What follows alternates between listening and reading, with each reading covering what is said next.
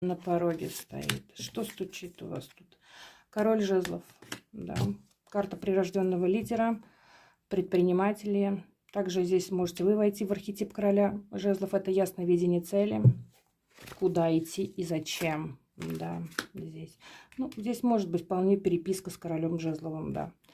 А с чем ты идешь, король? С чем ты идешь, король? Ну, будьте внимательны. Луна, муть мутная, что-то будет кружить, вертеть, выгода своя какая-то либо. Так, стучит, гремит, гремит, гремит у вас колесница. Умение управлять ситуацией, напор и решительность. Карта победы, да. Также здесь идет момент поездки куда-то с семьей. И на пороге стоит, на пороге у вас стоят перемены.